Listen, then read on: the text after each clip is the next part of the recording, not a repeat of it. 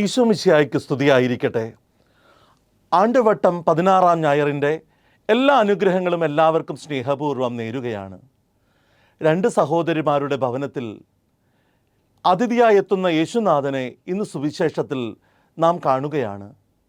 ലാസറിനും മറിയത്തിനും മർത്തയ്ക്കും യേശു ഒരു അപരിചിതനായിരുന്നില്ല. ഏറ്റവും സുപരിചിതനും അവരുടെ കുടുംബ സുഹൃത്തുമായിരുന്നു യേശുനാഥൻ.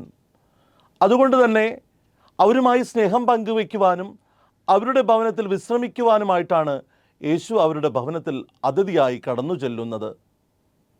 യേശു അവിടെ കടന്നു ചെന്നതിന് ശേഷമുണ്ടായ സംഭവങ്ങളൊക്കെ സുവിശേഷത്തിൽ വിവരിക്കുന്നുണ്ട്.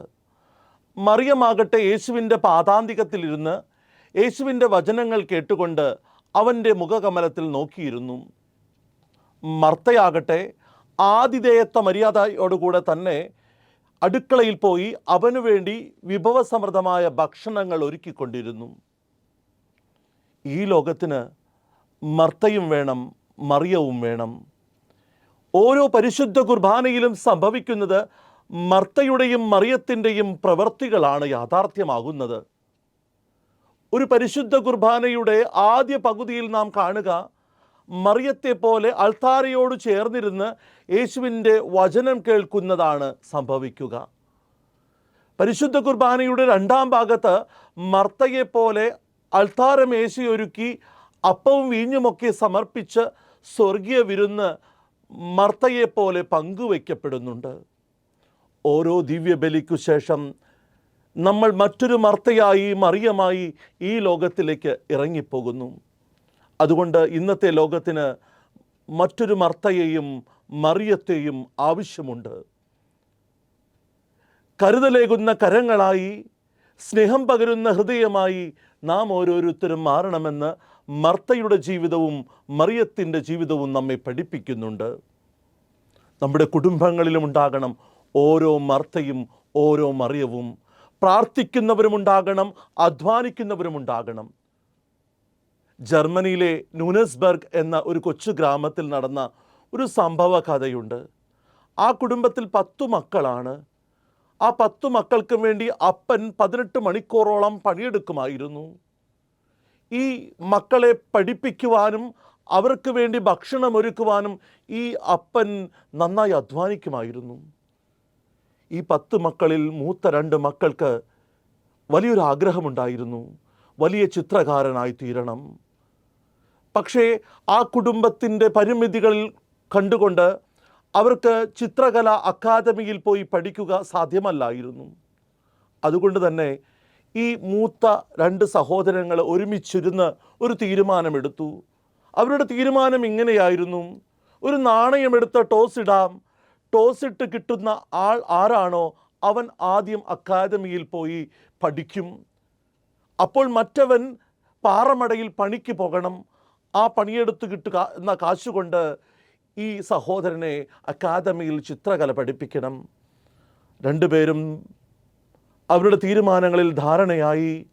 ടോസ് ഇട്ടു. ടോസ് വീണത് ആൽബർട്ട് ഡുറോർ എന്ന ഒരു സഹോദരനാണ്. അവൻ അക്കാദമിയിൽ ന്യൂനസ്ബർഗിൽ പോയി പഠിക്കാൻ തുടങ്ങി, ചിത്രകല പഠിക്കാൻ തുടങ്ങി. അവൻ ചിത്രകലയിൽ അഗ്രഗണ്യനായി തീർന്നു. പ്രൊഫസർമാരെക്കാളൊക്കെ വെല്ലുന്ന ചിത്രങ്ങൾ വരയ്ക്കാൻ തുടങ്ങി. അവൻ്റെ ചിത്രങ്ങൾക്ക് വലിയ മൂല്യങ്ങളുണ്ടായി. അവൻ്റെ ഗ്രാജുവേഷനൊക്കെ കഴിഞ്ഞ് അവൻ തിരിച്ചു വന്ന് സഹോദരനോട് പറഞ്ഞു, നീ ഇത്രയും നാൾ എനിക്ക് വേണ്ടി പാറമടയിൽ കഷ്ടപ്പെട്ടു. ഇനി നിനക്ക് വേണ്ടി ഞാൻ ചിത്രങ്ങൾ വരച്ച് വിറ്റ് നിന്നെ പഠിപ്പിക്കാം. നീ ഇനി അക്കാദമിയിൽ പോയി പഠിക്കാം. അപ്പോൾ ആ പാറമടയിൽ അധ്വാനിച്ചിരുന്ന ആ സഹോദരൻ കൈകൂപ്പിക്കൊണ്ട് തൻ്റെ സഹോദരൻ ആൽബർട്ടിനോട് പറഞ്ഞത് ഇങ്ങനെയാണ്: എൻ്റെ സഹോദര, ഇനി എനിക്ക് പഠിക്കണ്ട. എനിക്ക് പഠിക്കാൻ പറ്റില്ല. കാരണം എൻ്റെ കരങ്ങൾ പാറമടയിൽ പണിയെടുത്ത് ചുക്കിച്ചുളഞ്ഞ് അവ പൊട്ടി ഒലിക്കുന്നുണ്ട്. ഈ കൈകളിലെ ചോരകൾ കാണുക. ഈ കൈ കൊണ്ട് എനിക്കിനി ഒരു ബ്രഷ് പോലും പിടിക്കാൻ കഴിയില്ല. എനിക്ക് ചിത്രകല അഭ്യസിക്കാൻ കഴിയില്ല എന്ന് പറഞ്ഞ് സഹോദരൻ്റെ മുമ്പിൽ ഈ സഹോദരൻ കൂപ്പുകൈകളുമായി നിന്നു. ഈ കൂപ്പിയ കരങ്ങളെ ആൽബർട്ട് എന്ന ആ ചിത്രകാരൻ വരച്ചെടുത്തു. മനോഹരമായി തൻ്റെ സഹോദരൻ്റെ പൊട്ടിയ കരങ്ങൾ, ചോര ഒലിക്കുന്ന കൈകൾ ഒരു ചിത്രത്തിൽ വരച്ചു തീർത്തു. ആ ആൽബർട്ട് എന്ന ചിത്രകാരൻ അതിനടിക്കുറിപ്പ് കൊടുത്തു: ഹാൻഡ്സ്, HANDS, ഹാൻഡ്സ്. അപ്പോൾ ആ ചിത്രം വളരെയേറെ പ്രചാരം കിട്ടാൻ തുടങ്ങി. ജനങ്ങൾ ഹാൻഡ്സ് എന്ന വാക്ക് മാറ്റിയിട്ട് അതിനടിയിൽ എഴുതി ചേർത്തു പ്രേയിങ് ഹാൻഡ്സ്, പ്രാർത്ഥിക്കുന്ന കരങ്ങൾ. പ്രിയപ്പെട്ടവരെ, നമ്മുടെ കുടുംബങ്ങളിൽ ഉണ്ടാകണം പ്രാർത്ഥിക്കുന്ന കരങ്ങൾ. നമ്മുടെ കുടുംബങ്ങളിൽ ഉണ്ടാകണം അധ്വാനിക്കുന്ന കരങ്ങൾ. പ്രിയപ്പെട്ടവരെ, ഒരു കുടുംബത്തിലെ അംഗത്തിന് വേണ്ടി, ആ കുടുംബത്തിന് വേണ്ടി പ്രാർത്ഥിക്കുന്ന മക്കളുണ്ടാകണം. ആ കുടുംബത്തിലെ അംഗങ്ങൾക്ക് വേണ്ടി അധ്വാനിക്കുന്ന മക്കളുണ്ടാകണം. അപ്പോഴാണ് അതൊരു നല്ലൊരു കുടുംബമായി മാറുക. പ്രാർത്ഥിക്കുന്ന അധ്വാനിക്കുന്നവരായിട്ട് മാറാൻ നമുക്ക് പരിശ്രമിക്കാം. ഇന്നത്തെ സുവിശേഷം വ്യത്യസ്തങ്ങളായിട്ടുള്ള പാഠങ്ങൾ നമുക്ക് നൽകുന്നുണ്ട്. എനിക്ക് തിരക്കാണ് എന്ന് പറഞ്ഞ് പലപ്പോഴും പല കാര്യങ്ങളൊന്നും നമ്മൾ ചെയ്യാറില്ല. പക്ഷെ പ്രിയപ്പെട്ടവരെ, സുവിശേഷം നൽകുന്ന മഹത്തായ പാഠം ഇതാണ്: കർത്താവിൻ്റെ മുമ്പിൽ ഇരിക്കാൻ കഴിയാത്ത വിധമുള്ള തിരക്ക് അത് നല്ലതല്ല, നല്ലതിനല്ല. കർത്താവിൻ്റെ സന്നിധിയിൽ ഇരിക്കാൻ കഴിയാത്ത ഒരു തിരക്ക് എനിക്കുണ്ടെങ്കിൽ അത് നല്ലതല്ല, നല്ലതിനല്ല. വിശുദ്ധ മദർ തെരേസ പ്രാർത്ഥിച്ചുകൊണ്ടാണ് തൻ്റെ കർമ്മവീഥികളിലേക്ക് പാവങ്ങൾക്ക് വേണ്ടി ഇറങ്ങിത്തിരിച്ചത്.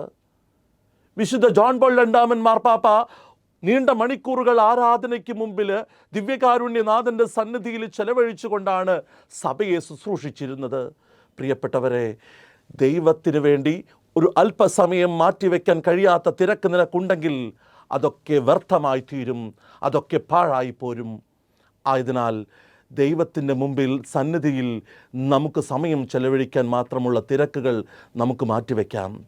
രണ്ടാമത്തേത്, മർത്തയുടെ ജീവിതം നൽകുന്ന മഹത്തായ പാഠങ്ങളുണ്ട്. പരാതികളും പരിഭവങ്ങളും പറയാതിരിക്കുക. I am good, she is not good. ഞാൻ ചെയ്യുന്ന പ്രവർത്തികൾ നല്ലതാണ്, അവൾ ചെയ്യുന്നതൊന്നും നല്ലതല്ല എന്ന് പറയുന്നത് നല്ലതിനല്ല, നന്മയ്ക്കാവില്ല. മറ്റുള്ളവരുടെ പ്രവർത്തികളിലെ, മറ്റുള്ളവരിലെ ശുശ്രൂഷകളിലെ നന്മ കാണാനാവണം. ജോബിൻ്റെ ജീവിതത്തെ നോക്കിക്കൊണ്ട് അവൻ്റെ ഭാര്യയും സുഹൃത്തുക്കളും പറയുന്നുണ്ട്, നീ നിൻ്റെ ദൈവത്തിനെ തള്ളിപ്പറയുക, അവനോട് പരാതി പറയുക. ജോബ് ഒരിക്കലും പരാതി പറയുന്നില്ല. ജോബ് പറയുന്നു, ദൈവം തന്നു, ദൈവം എടുത്തു, ദൈവത്തിൻ്റെ നാമം മഹത്വപ്പെടട്ടെ. എന്തു സംഭവിച്ചു? ജോബിൻ്റെ ജീവിതത്തിൽ സമൃദ്ധിയുണ്ടായി, അനുഗ്രഹമുണ്ടായി. നമ്മൾ പലപ്പോഴും ദൈവത്തിൻ്റെ മുമ്പിൽ പരാതി പറയുന്നവരല്ലേ? എൻ്റെ ജീവിതത്തിൽ മാത്രം എന്താണ് ഇത്ര കടബാധ്യതകൾ? എന്തുകൊണ്ട് എൻ്റെ ജീവിതത്തിൽ മാത്രം എന്താണ് ജോലി ലഭിക്കാത്തത്? എന്തുകൊണ്ട് എൻ്റെ കുടുംബത്തിൽ മാത്രം രോഗികൾ പെരുകുന്നു? എന്തുകൊണ്ട് എൻ്റെ കുടുംബത്തിൽ മാത്രം മക്കൾ പഠിക്കുന്നില്ല?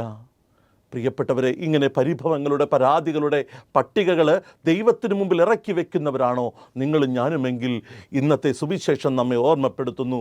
പരാതി പറയാതെ, പരിഭവങ്ങളില്ലാതെ സമ്പൂർണ്ണ സമർപ്പണത്തിൻ്റെ ഒരു ജീവിതം നയിക്കുക. നിന്നെ ഏൽപ്പിച്ചിരിക്കുന്ന ഉത്തരവാദിത്വങ്ങൾ ഭംഗിയായി നിർവഹിക്കുന്നവരായിട്ട് മാറുക. പിന്നെ യേശു പറയുന്ന വാക്കുകൾ ഏറെ ശ്രദ്ധിക്കണം. മറിയം നല്ലത് തിരഞ്ഞെടുത്തു, നല്ല ഭാഗം തിരഞ്ഞെടുത്തു. എൻ്റെ കുടുംബത്തിൽ നല്ലത് മാത്രം ചെയ്യുന്നവരാണോ നിങ്ങളും ഞാനുമൊക്കെ? എൻ്റെ ജീവിതത്തിൽ നല്ലത് മാത്രം ചെയ്യുന്നവരായിട്ട് മാറുക. നല്ല ഭാഗം തിരഞ്ഞെടുക്കുക. ചീത്തതൊക്കെ ജീവിതത്തിൽ നിന്ന് മാറ്റി നിർത്തുക. ജീവിതം ധന്യമാകും, അർത്ഥപൂർണമാകും. എൻ്റെ ജീവിതത്തിൽ നല്ലത് മാത്രം ചെയ്യുന്നവനായി, നല്ലത് മാത്രം പറയുന്നവനായിട്ട് മാറുക. എൻ്റെ കുടുംബത്തിൽ നല്ലത് മാത്രം പ്രവേശിക്കട്ടെ, നന്മ മാത്രം ചെയ്യുന്നവരായിട്ട് മാറട്ടെ. നമ്മുടെ കുടുംബങ്ങളും അനുഗ്രഹിക്കപ്പെടും എന്നുറപ്പാണ്. ആയതിനാൽ ഇനിയും മർത്തയും മറിയവുമൊക്കെ നമ്മുടെ കുടുംബങ്ങളിൽ ഉണ്ടാകട്ടെ. മറിയത്തെ പോലെ കൂപ്പിയ കരങ്ങൾ നമ്മുടെ കുടുംബങ്ങളിൽ ഉണ്ടാകട്ടെ. മർത്തയെപ്പോലെ സ്നേഹിക്കുന്ന ഹൃദയം നമ്മുടെ കുടുംബങ്ങളിൽ ഉണ്ടാകട്ടെ.